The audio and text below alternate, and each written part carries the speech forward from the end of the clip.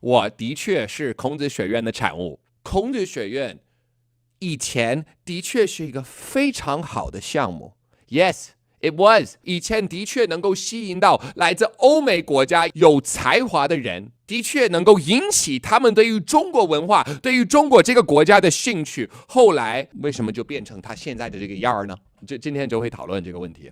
交换这种项目本身是非常非常好的一件事，甚至是跟我现在能够用如此流利的中文跟你那个沟通、跟你交流、跟你产生连接感是有密不可分的关系。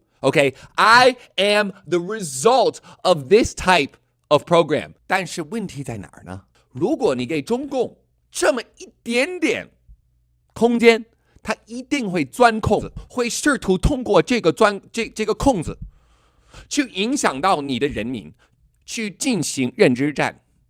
这已经是不争的事实。那蔡英文讲的，没有人需要为自己的认同而道歉，结果他现在却要逼人家要离开台湾，这不是霸凌吗？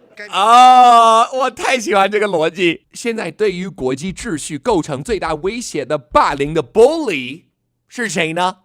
就是中国。怪我没有想到，原来台湾可以去霸凌中国。全世界仅次于美国大的经济体还可以被霸凌这么有意思。中国的学生怎么这么可怜呢？OK， 这些中国学生本来就是要来我们国家来学习来观摩取经，为什么要霸凌他们呢？民进党就是在挑衅中国。No， 你好好的就事论事好吗？大陆和台湾同胞可以像这个中信兄弟你们 brothers 一样。人家的答案，你觉得是即兴发挥的吗？在场的观众里边有没有跟我一样特别喜欢看美国篮球、美国的 NBA？ 有没有跟我一样看不惯篮球比赛结束之后非得采访一些球员或者一些教练不可的这个习惯？我特别讨厌他，为什么呢？因为那些球员他们的答案都是准备好的，没有任何可以说是 real 的内容。You get nothing that's real。这个就跟戴套做爱一样。it's a scripted response。如果你从小到大习惯的是真实，习惯的是 real， 习惯的是言论自由，这个美女她的回应一听一眼能看出这个是有备而来的，这个是台词。我作为中央戏剧学院，只希望从我这个非常非常专业的这个视角来评价人家的这个表演，他的演技，我觉得跟那些其他的五毛比起来做的还可以，相当不错。她只不过是一个普普通通的少女，你怎么会欺负她呢？你怎么好意思欺负她呢？她只是带着她的好奇心，纯粹的想来我们台湾感受一下我们台湾的文化社会，还有我们的人民的友善，都是有备而来的。因为都同根同源嘛，我觉得大家的生活习俗其实都差不多，爱好也差不多，对。All right， 我们把这句话翻译成英语。I think everyone's lifestyle， 我们就按照他的语气、他的 passion 来进行模仿。I think over 2,000 years, same roots, same origins. I think everyone's lifestyle customs are more or less the same. Interests too. 你会相信我吗？这句话你翻译成英语，你才会发现有多么的愚蠢。如此二的台词由谁写的呢？是在一个像好莱坞培养出来的人才会写的台词吗？当然不是，只能是一个已经垄断整个娱乐行业、水平非常低的编剧才会写出的台词，你懂吗？然后这些非常愚蠢的台词放在一个精神完全麻痹的人的嘴里，都变成什么样呢？为什么我在说那个女性，刚才那位女人，我说她的时候，我第一强调的就是她的容貌。我在这儿也想强调一下她的容貌，因为她个儿大，对吧？高鼻梁，还有双眼皮。Oh my god， 是一个帅哥！原来中国大陆有这么多帅哥，有这么多美女。如果你觉得共产党的宣传部门不会考虑到这一点，我只能说 naive。你们能够看到他的精神吗？他现在的这个状态，你觉得这个是发自内心的真话吗？他来台湾多久？他来台湾没有1个星期，他已经要下这么笼统的结论。同根同源有包括民主自由吗？同根同源有有包括民主自由吗？这是一个从小到大被欺负的脸。安老乐的频道，自古以来我们提倡的是什么呢？一定不要忘记一件东西：同情、同理心。OK， 所以虽然我们光听人家说的话，可能会让我们感受到愤怒，但是你在感受到愤怒之前，你首先要换位思考。Do you think that he wants to be 认知战里边的一个牺牲品吗？你觉得他想要吗？不想。所以为什么我在这个直播刚开始的时候有提到孔子学院？你觉得以前那些孔子学院的老师们，他们希望可以成为共产党宣传的喉舌的成员吗？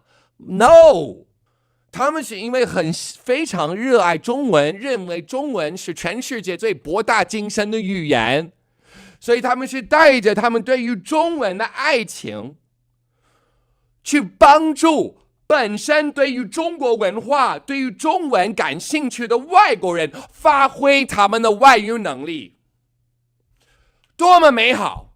那请问谁会破坏这么美好的场景呢？绝对是民进党。No， 是共产党。你给他们一点点空间，他们不仅仅会把这个本来的这个恩赐给搞坏，他们还会怪你，说你才是霸凌我们，我们是发展中国家，自古以来提倡和平的，我们是受害者，我们多么可怜，我们本来只是想好好的把一些学生送到台湾去领略到台湾的魅力，结果被你们这些绿党霸凌的头破血流。我们多么不容易呢？为什么在他脸上除了麻痹之外，唯一能够看到的是恐惧？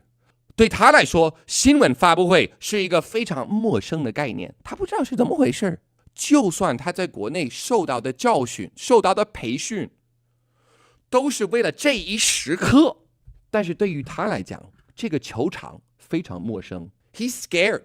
为什么呢？因为有可能有一个记者，有一个人，有一个不怀好心的人会问他：你怎么看习近平的3年清零政策？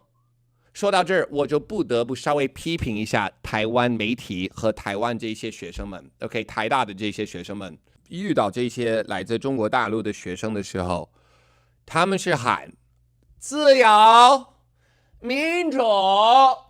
我想告诉你们，有没有读过一本书叫《1984》？它里边提到的一个理论、一个概念叫 double speak。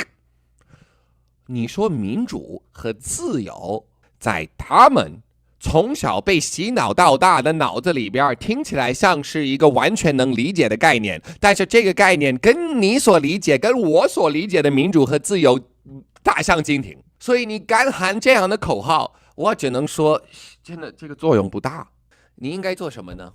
你提习近平，就跟哈利波特的那个电影一样，当你提到 Voldemort， 所有的学生都不要提他的名字 ，Oh my God， no， 他们的脸会反映出什么呢？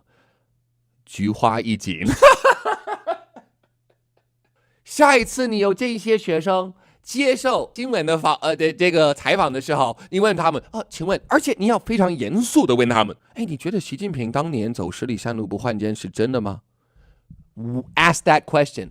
OK， 你看看他们的表情，肯定会比刚才那个小伙子的表情更有节目效果。认知战不需要你每一件事都要非常严肃的去对待，好吗？有的时候幽默，有的时候讥讽，就是独裁者最怕的武器。